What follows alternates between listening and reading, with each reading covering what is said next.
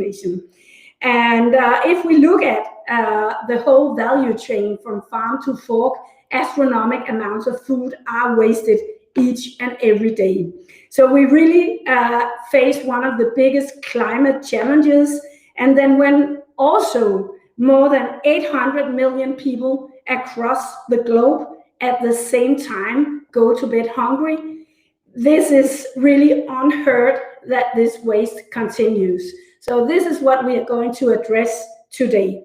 So we need to look into across the value chain from farm to fork, where does this food loss and waste occur, and how? And if we look globally at this challenge, if we take a closer look at where and how it occurs, it stands clear that in the developing countries, the problem of food loss and waste is largely a function of the production and transportation from the farm production and further on in the value chain. While in developed countries, it is most prevalent in the consumption phase and among retailers and consumers. So there's a big difference where and how the food loss and waste occurs. To get into perspective and a little more perspective of this challenge that we are facing, well, food loss and waste would be the world's third largest emitter of greenhouse gases if it was a country. So food loss and waste also amount a major squandering of resources, including water, land, energy, labor, and capital, and needlessly to say, produce greenhouse gas emission contributing to global warming and climate change. So reducing food loss and waste is a core element in reducing the global climate change and in order to achieve sustainable development. So this is really important that we look into all possible solutions within this area. And we need to collaborate to reach the SDG, the Sustainable Development Goal 12.3, which is about halving the global amount of food loss and waste within 2030. So I will need to say that the path towards this sustainable development and the path towards lowering the global food loss and waste is quite challenging, and this is why we need to work together.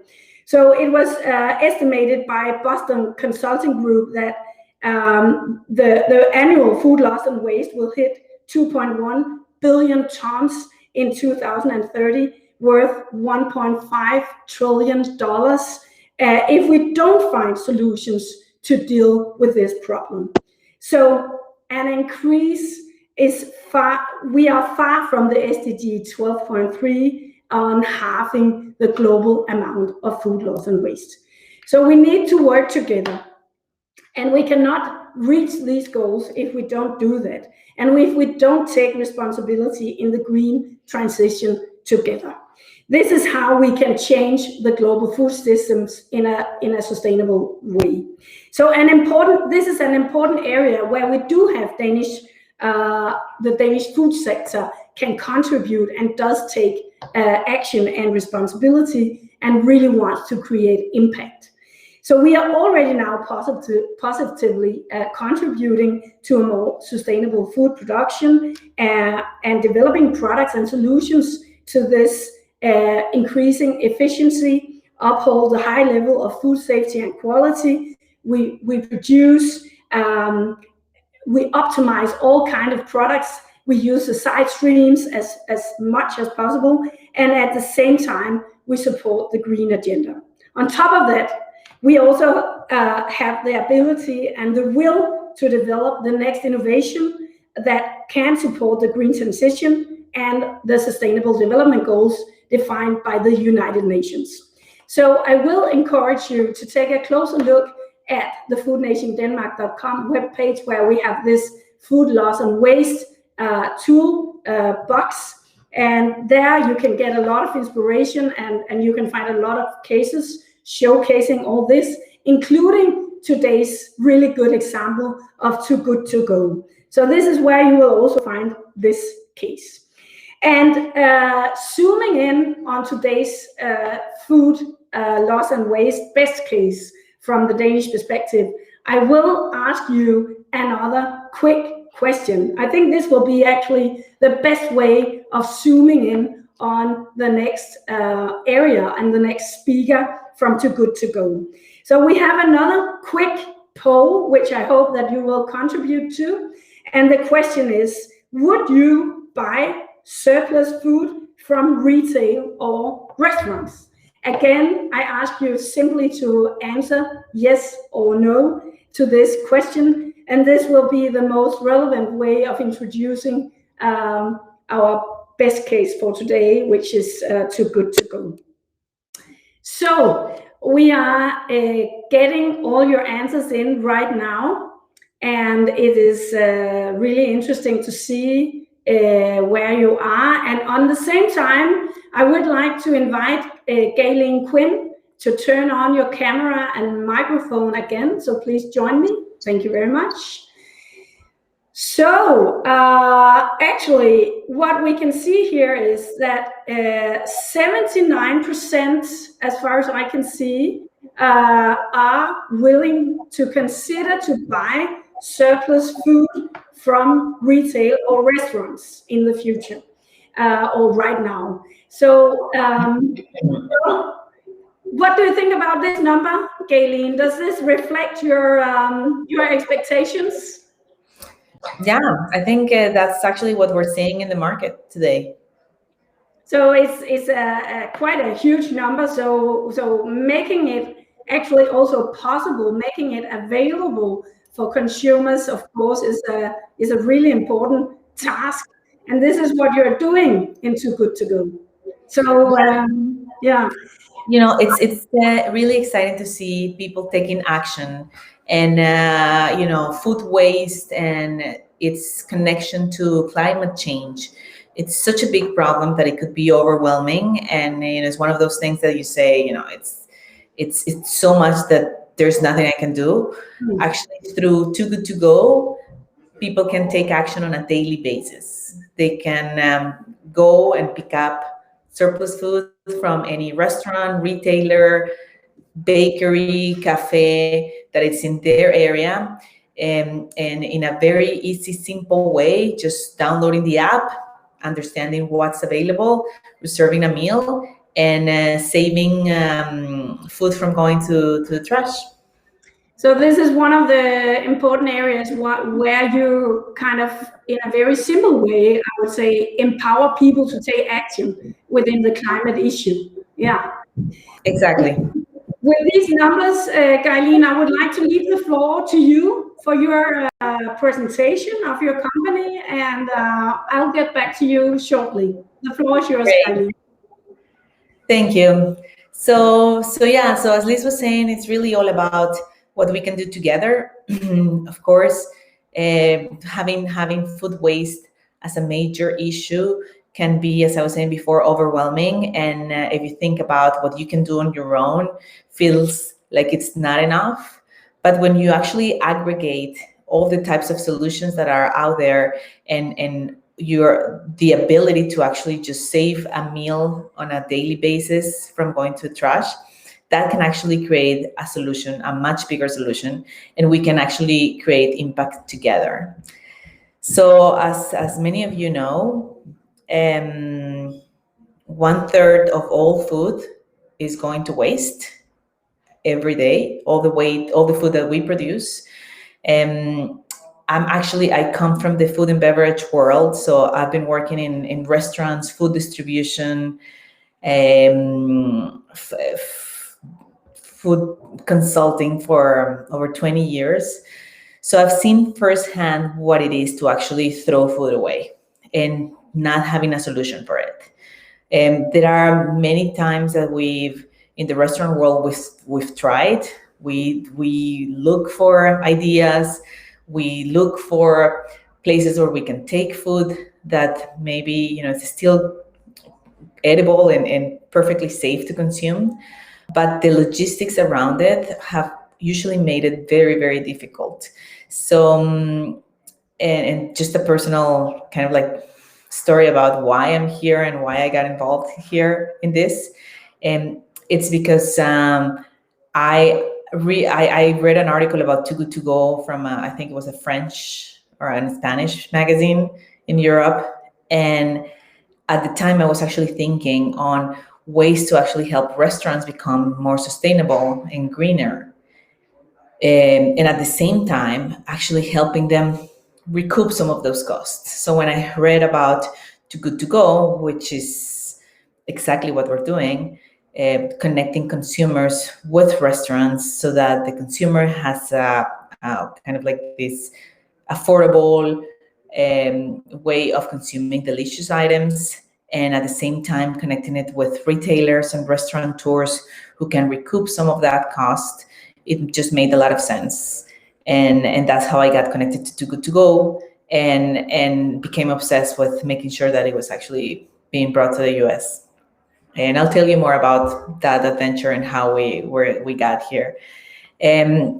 But yeah, food waste has a lot of consequences. It's, as we know, a massive issue, and that actually takes me to the awareness side of it.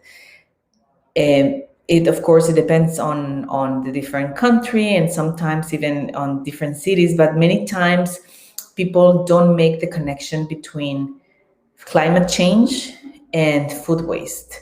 So there is a lot of education to be done around the connection that happens, and in the consequences of food waste and its greenhouse emissions. So around 8% of all greenhouse emissions come from food waste. So it of course has a huge environmental effect. As we know, it has a social effect as well. Many people are food insecure in the US. I think the number has actually doubled in the last year. For the last decade, 12% of households were food insecure in the US. And of course, that's a massive number. We're talking about millions and millions of people. But since COVID, the number actually doubled to almost doubled to 25%. So it's always been a problem. It's now an even bigger problem. And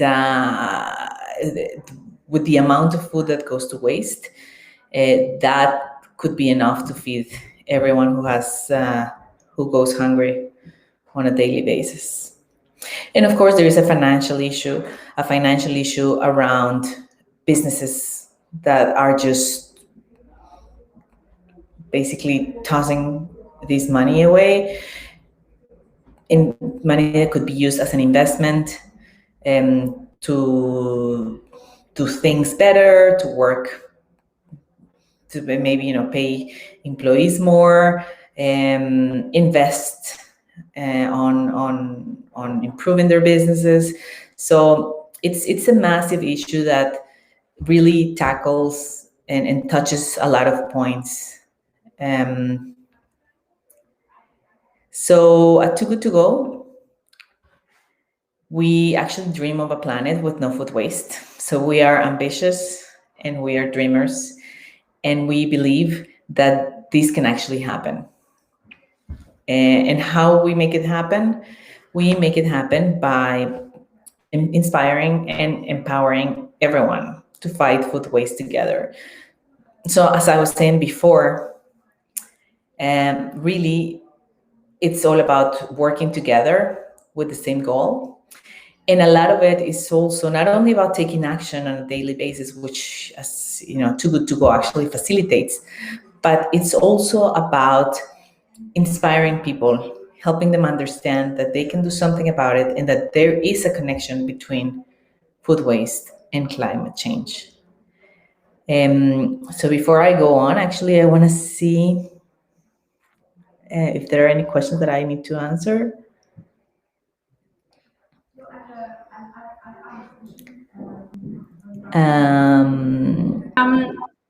Gailin, I would suggest that you continue your presentation, and we'll take the questions afterwards. So I'll make sure to take the questions afterwards. So just continue your presentation. Okay. Thank you. I was trying to read everything. No, Okay, don't. Just focus on your presentation. great. So as I was telling you, this is actually something that started around 5 years ago, like actually more than 5 years now. And it started just in a handful of countries with some young entrepreneurs that realized that were actually have understanding that there was already a big issue and that there were not a lot of solutions. And they started testing the market and connecting consumers with retailers and, going store by store and saving meal by meal. And right now we're actually present in 14 countries, 15 actually with the US. And every time how consumers embrace the product, how consumers embrace the concept, it's actually becoming more quicker and quicker. People get it faster, and they actually want to do something about it. So just as the survey was showing us, people want to do something to solve the problem. And when we facilitate a solution, it's embraced, and the model works. So this is really, really exciting. And I'll tell you more about our experience in the US shortly also, because that's also been super interesting.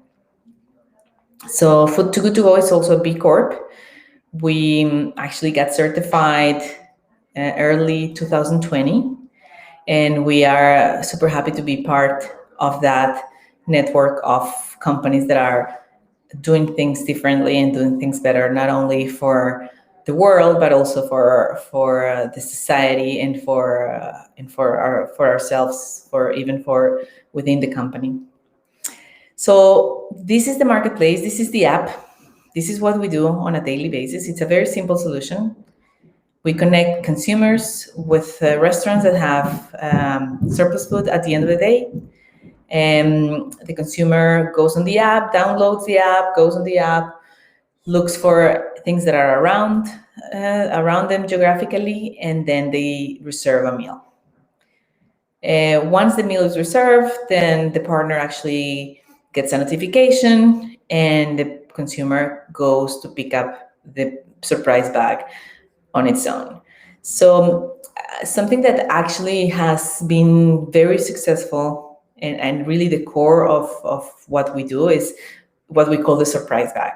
The surprise bag, it's a bag that contains a mix of elements of products that are surplus. So depending on whether you are a bakery or a restaurant or a retailer, the retailer, the partner will actually give you a different mix of products. And of course, you get general description on the app.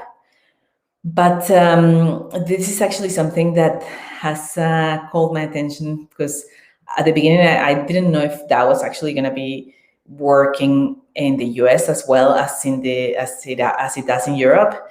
And actually a surprise factor. The fact that you don't know what you're going to get is part of the magic around the concept, and it's part of why it's so attractive. So that's been interesting to see. And if retailers were able to understand what they were going to have at the end of the day, nobody would have waste, right? Nobody likes throwing food away. It's kind of like a common nightmare we all have, even in our homes. But we actually provide the flexibility to say, you don't have to know what's going to happen. You don't have to update an inventory. You just have to put inside a bag whatever is left over at the end of the day. So that gives them the possibility to work around the issue. And as I was saying before, this is really a win-win-win solution where the environment actually gets help by saving meals and reducing waste and reducing CO2. Consumers get great products at attractive prices. And then the partners not only reduce their carbon footprint, but they also get exposure to new consumers, people that perhaps wouldn't have actually gone to that specific store, or walk around it but never go in. Now they actually get to enjoy the products. So that's kind of like part of what we bring as value to our partners, and the way we work, basically the model. And of course, apart from just the marketplace, we also have 5 pillars that we work with to make sure that we have an impact.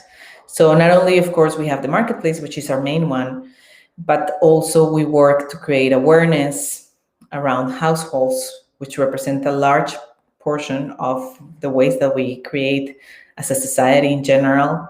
And we also work with schools to create educational materials to help people understand, kids understand from a very early age what it is waste, what is food waste. Food waste is not just, that half cookie that you didn't eat, but it's also the banana peel, and can you do something with it? We also work with businesses, manufacturers, to help them reduce their waste and actually make sure that it ends up in people's bellies. And we work with public affairs. One example of this is what we've done in France, that we've been able to influence on expiration dates. So it's been very exciting.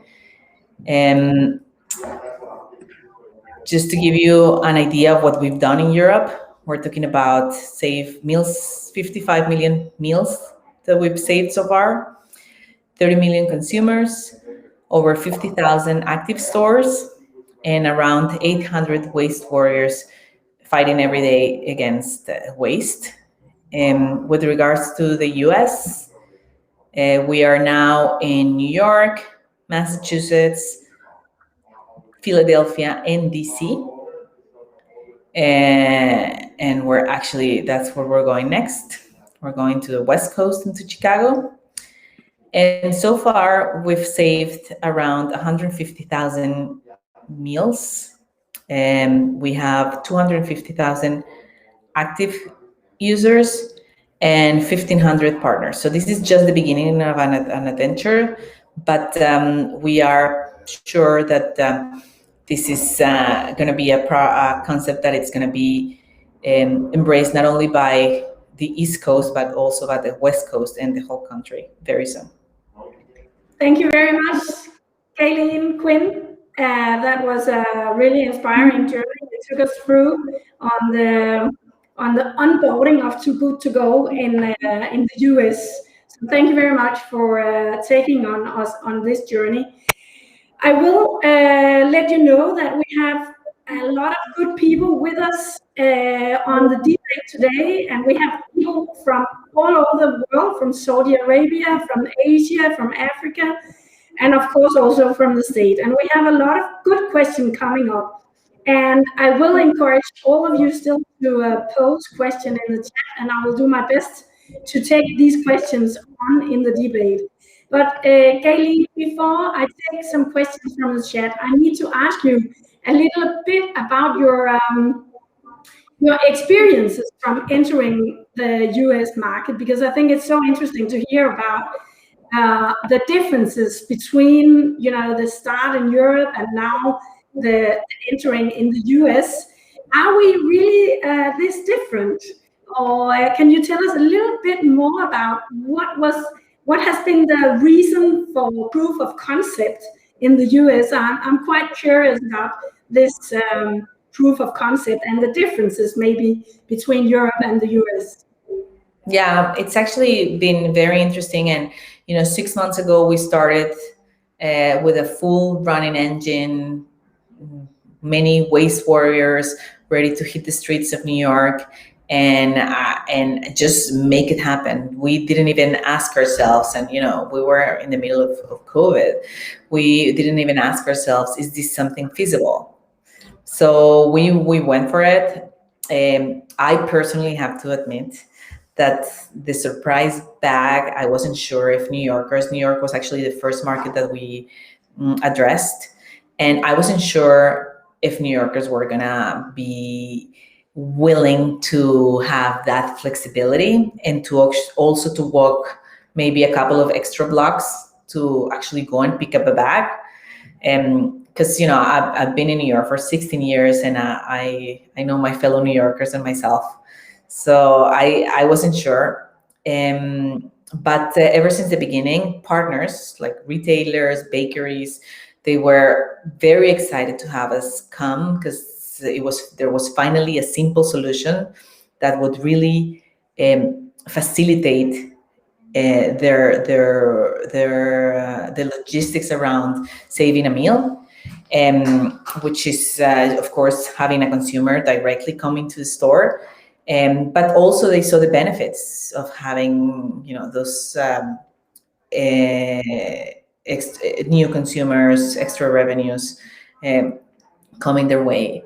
And then from the point of view of the consumer, they actually embraced the fact that this was a surprise bag, that they didn't really know what they were going to get, and that it was absolutely fine because the objective was actually much higher, which was to save a meal. And in that sense, we've actually connected really well.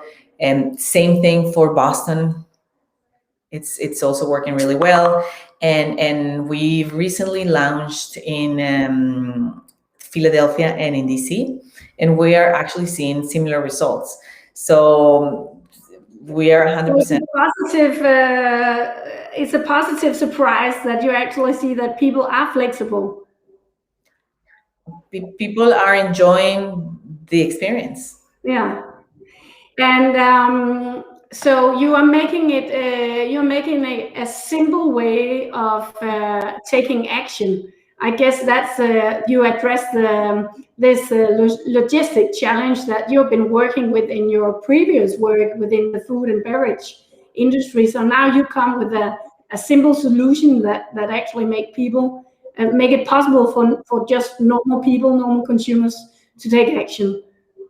Yeah, I mean, yeah, because of my background, as I was saying at the beginning, I've actually seen a lot of food going to waste, and I've also seen that there is really no solution, and that restaurateurs are already struggling to make ends meet, and and there had to be another way, and Too Good To Go has just provided to them. So from the point of view of the industry of the restaurateurs, it's just a no-brainer. And then from the point of view of the consumers, it's a way of actually taking action against waste and doing the right thing.